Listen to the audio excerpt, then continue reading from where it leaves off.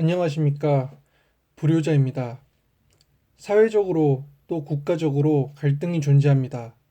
그리고 그러한 갈등으로 인해 대한민국은 여러 혼란을 겪습니다. 실제로 남녀 갈등, 젠더 갈등, 임금 갈등, 노사 갈등, 지역 갈등, 도시 갈등, 인구 갈등, 정책 갈등 등 수많은 갈등들이 대한민국에 존재했고 지금도 그러한 갈등으로 마찰이 빚어지고 있습니다.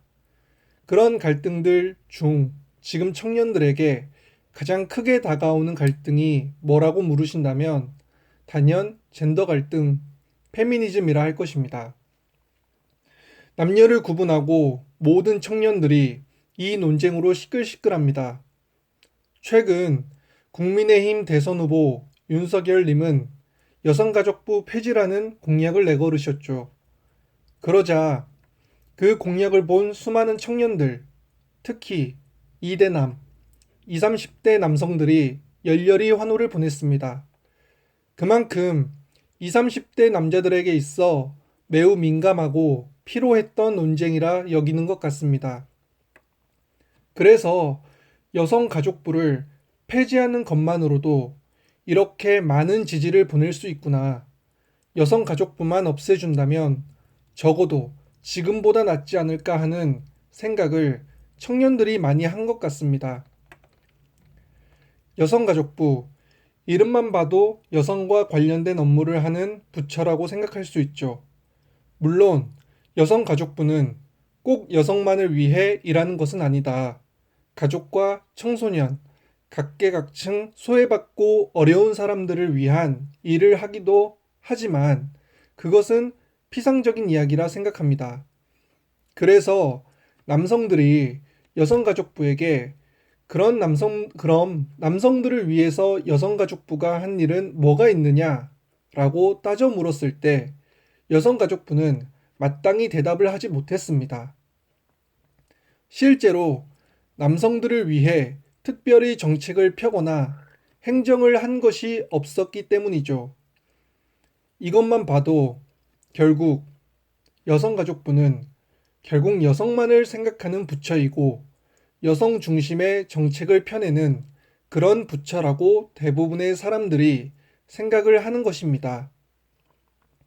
몇 달 전 이러한 논란이 뜨거워지자 여성가족부는 명칭을 변경하겠다, 양성평등부로 바꾸겠다, 또는 양성가족부 등등 이런 얘기를 했었습니다. 남자들은 여기서 실소를 터뜨립니다. 장난하는 건가? 언제는 남자들을 위해서도 많은 일을 한다고 했다가 이제는 명칭을 바꾼다고 했다가 그런 명칭 때문에 남성들을 위한 정책을 못했다는 건가 싶기도 하고 애초에 그냥 있는 그대로 부처의 이름이 여성가족부이니 여성과 가족 중심의 정책을 편다고 이야기했으면 이렇게까지 화가 나지는 않았을 텐데 뭐 하자는 건가 싶기도 하고 그랬을 겁니다.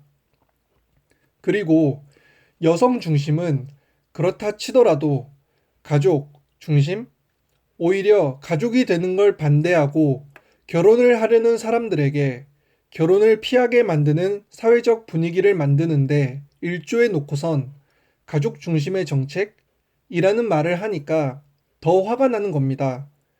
여성들은 나서서 비혼, 비연애, 비출산을 이야기하고 여성가족부는 여기 이러한 주장에 힘을 싣는 각종 자료들을 만들어 전국 각 기관에 배포합니다. 출산 장려 정책은 해마다 나오지만 갈수록 출산율은 계속 떨어지고 있고 인구 감소는 가속화되고 있습니다. 결혼을 안 한다고 해서 나라가 망하지는 않죠. 그러나 인구 감소는 나라를 망하게 할 수 있습니다. 당장 지난 정권 박근혜 대통령만 보더라도 결혼을 안 하셨죠. 자식도 없으셨습니다.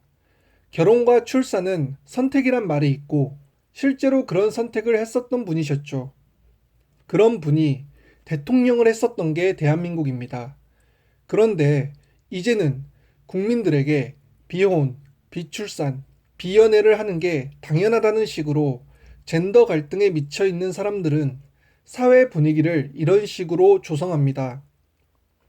길거리엔 온통 폭력이 난무하고 그분들이 흔히 말하는 한남들, 잠재적 성범죄자들이 들끓는 이 대한민국은 더 이상의 가망이 없으니 이러한 한남들을 모조리 없애려면 연애를 안 하고 결혼을 안 하고 자식을 안 낳아야 여자들이 살기 편한 세상이 만들어진다고 자기들끼리 홍보하고 장려합니다.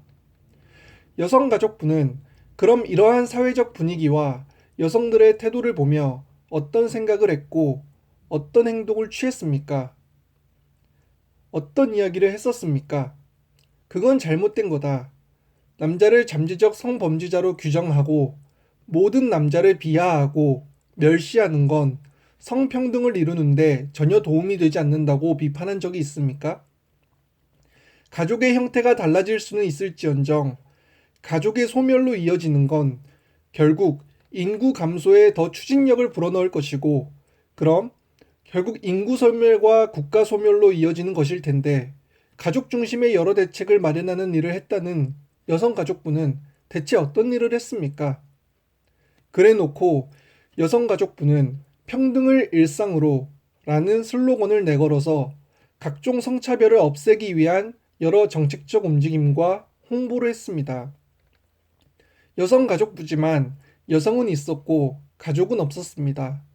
평등을 일상으로 만들려고 많은 노력을 하셨습니다.